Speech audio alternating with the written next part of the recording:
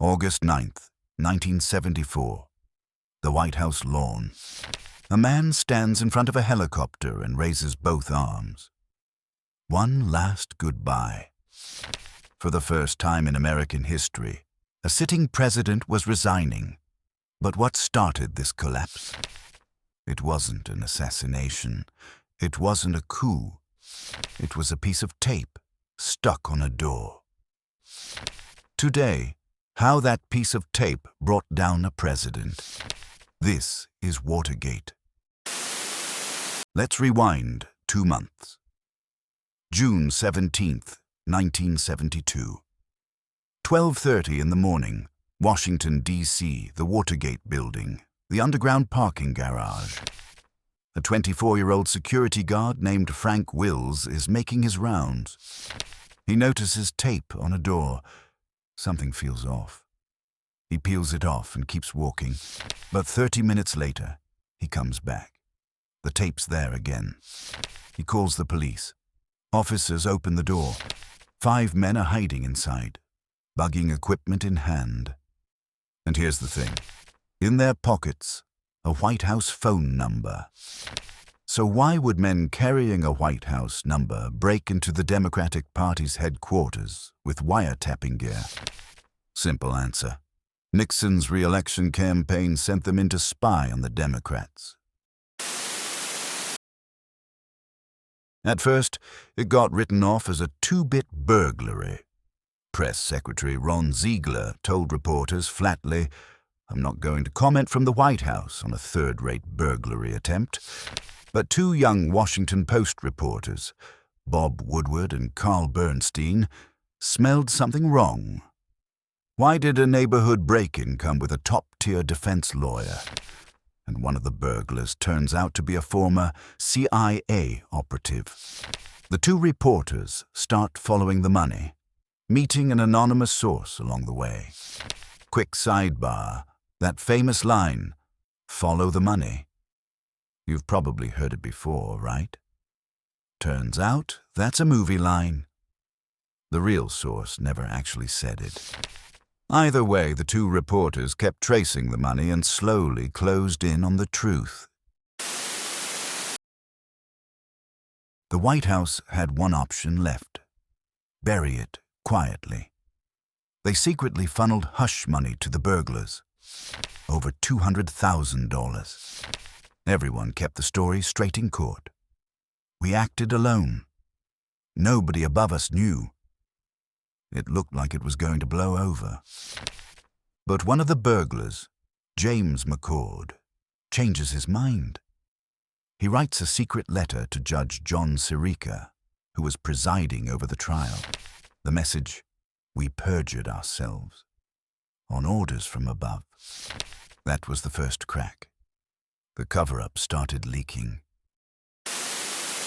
McCord's letter forces the Senate to open a special hearing. Then, mid-hearing, a White House aide drops a bombshell. The Oval Office actually has a system that automatically records every conversation the president has. The room freezes. It means every truth is sitting on tape somewhere. Naturally, prosecutors demand the tapes. Nixon refuses. Executive privilege, he says. Then, to get rid of the special prosecutor entirely, he orders the Attorney General to fire him. The Attorney General refuses and resigns, so he orders the Deputy Attorney General. He refuses too and resigns. It takes the third-ranking official just to get the firing done. The press calls it the Saturday Night Massacre. The move backfires badly. Public opinion turns completely against him. It goes all the way to the Supreme Court, which orders him to hand over every single tape. By then, Nixon had already lost the public's trust. And then, finally, the one tape that changes everything surfaces. Recorded June 23rd, 1972, just 6 days after the break-in. On it, Nixon's own voice, given a direct order. use the CIA to shut down the FBI's investigation into where the burglars' money came from. Call it a national security matter.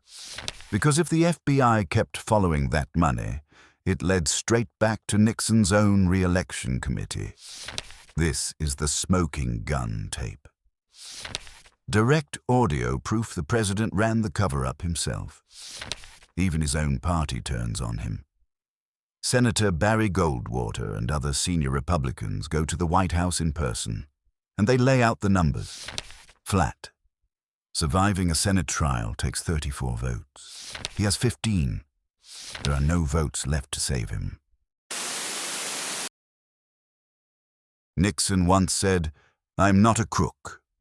But he was brought down by the very recording system he'd installed himself. On the night of August 8th, 1974, Nixon goes on television and announces his resignation. The next day, he boards a helicopter and leaves the White House. For the first time in American history, a president had left office mid-term. So what happened to the man who started all this? The guard who thought that tape looked suspicious and made the call, Frank Wills. He never landed a good job after breaking the story. He scraped by on a security guard's salary and died in his later years even worse off than before. And Nixon, he got a full pardon from the next president.